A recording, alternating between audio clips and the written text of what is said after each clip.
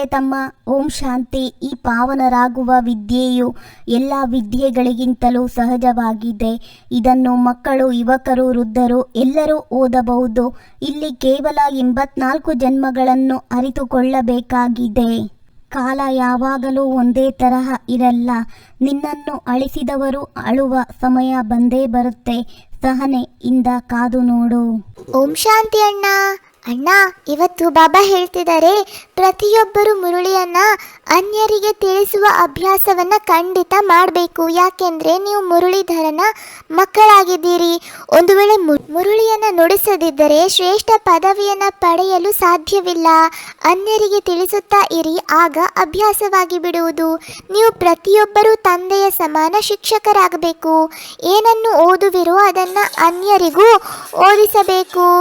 ಚಿಕ್ಕ ಮಕ್ಕಳಿಗೂ ಈ ವಿದ್ಯೆಯನ್ನ ಓದುವ ಅಧಿಕಾರವಿದೆ. ಅವರು ಸಹ ಬೇಹದ್ದಿನ ತಂದೆಯ ಆಸ್ತಿಯನ್ನ ತೆಗೆದುಕೊಳ್ಳುವ ಅಧಿಕಾರಿಗಳಾಗಿದ್ದಾರೆ. ಓಂ ಶಾಂತಿ. ಹೇಗೆ ಶಿವ ತಂದೆ ಅವರ ಜಯಂತಿ ಬರುತ್ತದೆ, ಶಿವ ಜಯಂತಿಯ ಬಗ್ಗೆ ಅನ್ಯರಿಗೆ ಹೇಗೆ ತಿಳಿಸಿಕೊಡಬೇಕು, ನೀವು ಅನ್ಯರಿಗೆ ಹೇಗೆ ತಿಳಿಸಿಕೊಡಬೇಕೆಂದು ತಂದೆಯು ನಿಮಗೆ ತಿಳಿಸಿದ್ದಾರೆ. ಹಾಗೆಯೇ ನೀವು ಅನ್ಯರಿಗೆ ತಿಳಿಸಬೇಕಾಗುತ್ತೆ. ಯಾರಿಗೆ ಜ್ಞಾನವಿದೆಯೋ ಅವರೇ 84 ಜನ್ಮಗಳನ್ನು ತೆಗೆದುಕೊಳ್ಳುವರೆಂದು ಬುದ್ಧಿಯಿಂದ ಅರಿತುಕೊಳ್ಳುತ್ತಾರೆ. ಮೊಟ್ಟ ಮೊದಲಿಗೆ ಶ್ರೇಷ್ಠಾತಿ ಶ್ರೇಷ್ಠರೆಂದು ಲಕ್ಷ್ಮೀನಾರಾಯಣರಿಗೆ ಹೇಳಲಾಗುತ್ತದೆ. ನರನಿಂದ ನಾರಾಯಣನಾಗುವ ಕಥೆಯೂ ಸಹ ಪ್ರಸಿದ್ಧವಾಗಿದೆ. ಹುಣ್ಣಿಮೆಯೆಂದು ಬಹುತೇಕ ಸ್ಥಾನಗಳಲ್ಲಿ ಸತ್ಯನಾರಾಯಣನ ಕಥೆಯನ್ನು ಓದುತ್ತಾರೆ. ಈಗ ಇದು ಪಾವನರಾಗುವ ವಿದ್ಯೆಯಾಗಿದೆ ಮತ್ತು ಎಲ್ಲ ವಿದ್ಯೆಗಳಿಗಿಂತಲೂ ಸಂಪೂರ್ಣ ಸಹಜವಾಗಿದೆ. 84 ಜನ್ಮಗಳ ಚಕ್ರವನ್ನು ಅರಿತುಕೊಳ್ಳಬೇಕಾಗಿದೆ ಮತ್ತು ಈ ವಿದ್ಯೆಯು ಎಲ್ಲರಿಗೂ ಒಂದೇ ಆಗಿದೆ. ಮಕ್ಕಳು, ಯುವಕರು, ವೃದ್ಧರು ಯಾರೇ ಆಗಿರಲಿ ಎಲ್ಲರಿಗಾಗಿ ಒಂದೇ ವಿದ್ಯೆಯಾಗಿದೆ ಅಂತ ಬಾಬಾ ಹೇಳ್ತಿದ್ದಾರೆ ತಮ್ಮ. ಬದುಕಿನ ಕೊನೆಯವರೆಗೂ ನಮ್ಮನ್ನು ಕೊರೆದೊಯ್ಯುವುದು ಆತ್ಮವಿಶ್ವಾಸ ಮತ್ತು ಧೈರ್ಯವೇ ಹೊರತು ಅದೃಷ್ಟವಲ್ಲ. ಅಣ್ಣ, ಬಾಬಾ ಹೇಳ್ತಾರೆ, ಎಷ್ಟು ಸೂಕ್ಷ್ಮ ರೂಪದಲ್ಲಿದ್ದಾರೆ ಎಂಬುದು ಸಹ ನೀವು ಮಕ್ಕಳ ಬುದ್ಧಿಯಲ್ಲಿದೆ. ಇದನ್ನ ಒಳ್ಳೆಯ ರೀತಿಯಲ್ಲಿ ನೆನಪಿಡಬೇಕಾಗಿದೆ, ಮರೆಯಬಾರದು. ನಾವಾತ್ಮಗಳು ಸಹ ಬಿಂದು ರೂಪದಲ್ಲಿ ಅತಿ ಸೂಕ್ಷ್ಮವಾಗಿದೆ.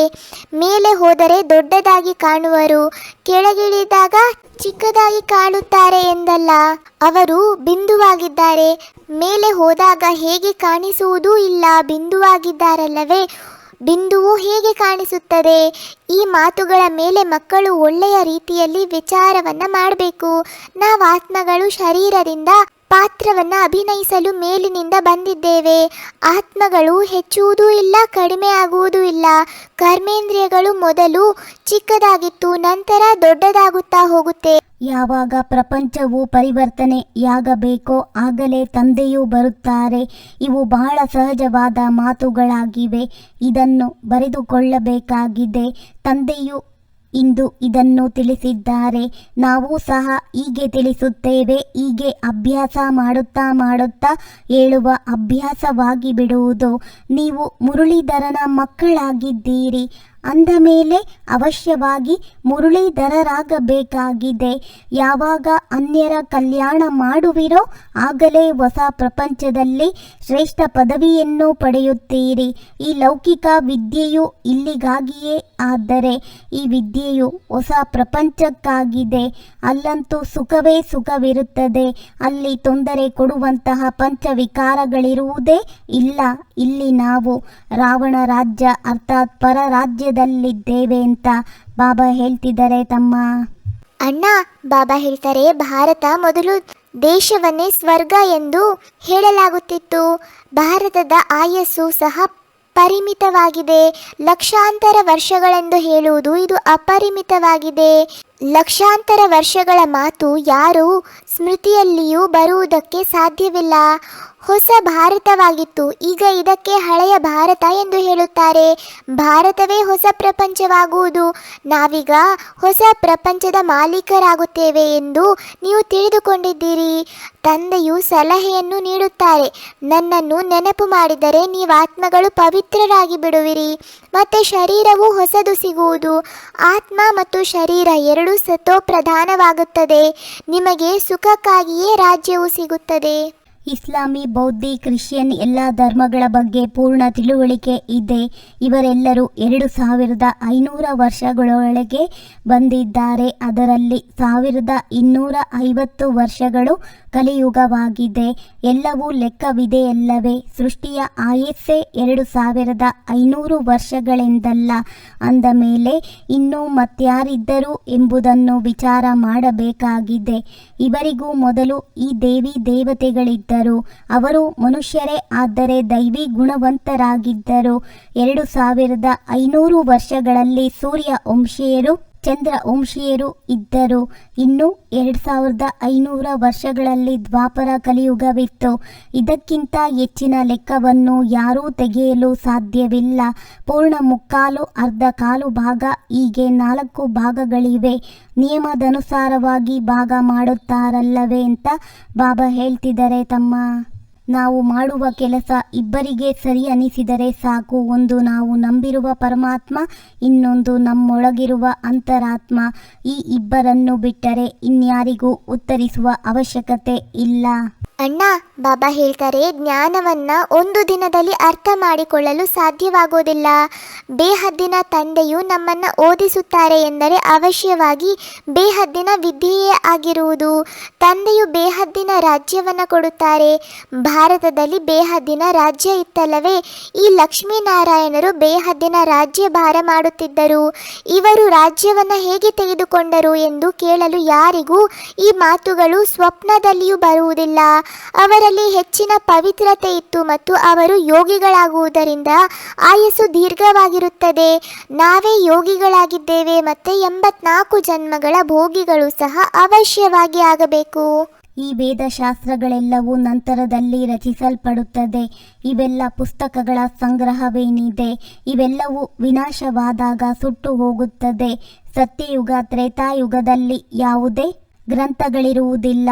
ಇವೆಲ್ಲವೂ ನಂತರ ಭಕ್ತಿ ಮಾರ್ಗದಲ್ಲಾಗುತ್ತದೆ. ಎಷ್ಟೊಂದು ಗ್ರಂಥಗಳಾಗುತ್ತವೆ. ರಾವಣನನ್ನೂ ಮಾಡುತ್ತಾರೆ. ಆದರೆ ಬುದ್ಧಿಹೀನತೆಯಿಂದ ಅವರು ಏನನ್ನೂ ತಿಳಿಸಲು ಸಾಧ್ಯವಿಲ್ಲ. ತಂದೆಯು ತಿಳಿಸುತ್ತಾರೆ, ಇವರು ರಾವಣನನ್ನು ಪ್ರತಿ ವರ್ಷವೂ ಮಾಡುತ್ತಾರೆ ಮತ್ತು ಸುಡುತ್ತಾರೆ. ಅವಶ್ಯವಾಗಿ ರಾವಣನು ಒಬ್ಬ ಶತ್ರುವಾಗಿದ್ದಾನೆ. ಆದರೆ ಶತ್ರು ಹೇಗೆ ಎಂಬುದು ಯಾರಿಗೂ ತಿಳಿದಿಲ್ಲ. ಬಿರುಗಾಳಿ ಬರುವುದು ಬದುಕನ್ನು ಧ್ವಂಸಗೊಳಿಸುವುದಕ್ಕಾಗಿಯೇ ಎಂದು ಅಂದುಕೊಳ್ಳಬೇಕಾಗಿಲ್ಲ. ಕೆಲವೊಮ್ಮೆ ದಾರಿಯನ್ನು ತೆರವುಗೊಳಿಸಲಿಕ್ಕೂ ಇರಬಹುದು. ಅಣ್ಣ, ಭಕ್ತಿ ಮಾರ್ಗದಲ್ಲಿ ಮನುಷ್ಯರು ಎಷ್ಟೊಂದು ಪೆಟ್ಟನ್ನು ತಿಂತಾ ಇರ್ತಾರೆ, ದುಃಖಿಯಾಗಿ ಬಿಟ್ಟಿದ್ದಾರೆ. ಯಾವಾಗ ಅತಿ ದುಃಖಿಯಾಗುವರೋ ಆಗ ಬಾಬಾ ಈ ದುಃಖದಿಂದ ಬಿಡಿಸಿ ಎಂದು ಕೂಗುತ್ತಾರೆ. ರಾವಣನಂತೂ ಯಾವುದೇ ವ್ಯಕ್ತಿಯಲ್ಲ. ಒಂದು ವೇಳೆ ಇದ್ದರೆ ತಮ್ಮ ರಾಜನನ್ನ ಪ್ರತಿ ವರ್ಷವೂ ಏಕೆ ಸಾಯಿಸುತ್ತಾರೆ?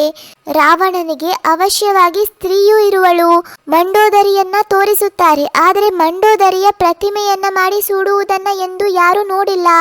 ಆದ್ದರಿಂದಲೇ ತಂದೆಯು ತಿಳಿಸ್ತಾರೆ, ಇದು ಸುಳ್ಳು ಮಾಯೆ, ಸುಳ್ಳು ಕಾಯವಾಗಿದೆ. ಈಗ ನೀವು ಅಸತ್ಯ ಮನುಷ್ಯರಿಂದ ಸತ್ಯ ದೇವತೆಗಳಾಗಲು ಕುಳಿತಿದ್ದೀರಿ. ಜ್ಞಾನಸಾಗರ ತಂದೆಯು ಪ್ರತಿನಿತ್ಯವೂ ಯಾವ ಬೇಅದ್ದಿನ ವಿದ್ಯೆಯನ್ನು ಓದಿಸುತ್ತಾರೆಯೋ ಅದರ ಮೇಲೆ ವಿಚಾರ ಸಾಗರ ಮಂಥನ ಮಾಡಬೇಕಾಗಿದೆ. ಓದಿರುವುದನ್ನು ಅನ್ಯರಿಗೂ ಅವಶ್ಯವಾಗಿ ಓದಿಸಬೇಕಾಗಿದೆ. ಈ ಬೇಅದ್ದಿನ ನಾಟಕವು ಹೇಗೆ ನಡೆಯುತ್ತಿದೆ? ಇದು ಅನಾದಿ ಮಾಡಿ ಮಾಡಲ್ಪಟ್ಟ ಅದ್ಭುತ ನಾಟಕವಾಗಿದೆ. ಈ ರಹಸ್ಯವನ್ನು ಚೆನ್ನಾಗಿ ಅರಿತುಕೊಂಡು ಮತ್ತೆ ಅನ್ಯರಿಗೂ ತಿಳಿಸಬೇಕಾಗಿದೆ ಅಂತ ಬಾಬಾ ಹೇಳ್ತಿದ್ದಾರೆ ತಮ್ಮ. ಅಣ್ಣ, ಬಾಬಾ ನಮ್ಮೆಲ್ಲರಿಗೂ ವರದಾನ ಕೊಡ್ತಿದ್ದಾರೆ. ಪವಿತ್ರತೆಯ ಶ್ರೇಷ್ಠ ಧಾರಣೆಯ ಮೂಲಕ ಒಂದೇ ಧರ್ಮದ ಸಂಸ್ಕಾರ ಉಳ್ಳಂತಹ ಸಮರ್ಥ ಸಾಮ್ರಾಟ ಭವ. ನಿಮ್ಮ ಸಾಮ್ರಾಜ್ಯದ ಧರ್ಮ ಅರ್ಥಾತ್ ಧಾರಣೆಯಾಗಿದೆ ಪವಿತ್ರತೆ. ಒಂದೇ ಧರ್ಮ ಅರ್ಥಾತ್ ಒಂದೇ ಧಾರಣೆ. ಸ್ವಪ್ನ ಅಥವಾ ಸಂಕಲ್ಪ ಮಾತ್ರದಲ್ಲಿಯೂ ಸಹ ಅಪವಿತ್ರತೆ ಅರ್ಥಾತ್ ಇನ್ನೊಂದು ಧರ್ಮ ಇರುವುದಿಲ್ಲ.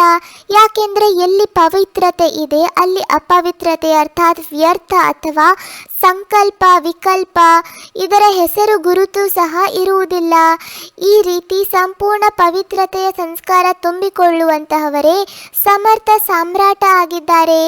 ಈಗಿನ ಶ್ರೇಷ್ಠ ಸಂಸ್ಕಾರದ ಆಧಾರದಿಂದ ಭವಿಷ್ಯ ಸಂಸ್ಕಾರ ತಯಾರಾಗುವುದು. ಈಗಿನ ಸಂಸ್ಕಾರ ಭವಿಷ್ಯ ಸಂಸ್ಕಾರದ ಅಡಿಪಾಯವಾಗಿದೆ. ಅಣ್ಣ, ಇಂದಿನ ಸ್ಲೋಗನ್ ಆಗಿದೆ, ವಿಜಯಿ ರತ್ನಗಳು ಅವರೇ ಆಗುತ್ತಾರೆ ಯಾರ ಸತ್ಯ ಪ್ರೀತಿ ಒಬ್ಬ ಪರಮಾತ್ಮನ ಜೊತೆ ಇರುವುದು. ನಿಮ್ಮೆಲ್ಲರಿಗೂ ಈ ಮುರುಳಿಯ ಕಾನ್ವರ್ಸೇಷನ್ ಇಷ್ಟ ಆಗಿದರೆ ಲೈಕ್ ಮಾಡಿ, ಶೇರ್ ಮಾಡಿ ಹಾಗೂ ಈ ಚಾನೆಲನ್ನು ಸಬ್ಸ್ಕ್ರೈಬ್ ಆಗೋದನ್ನು ಮರಿಬೇಡಿ. ಓಂ ಶಾಂತಿ.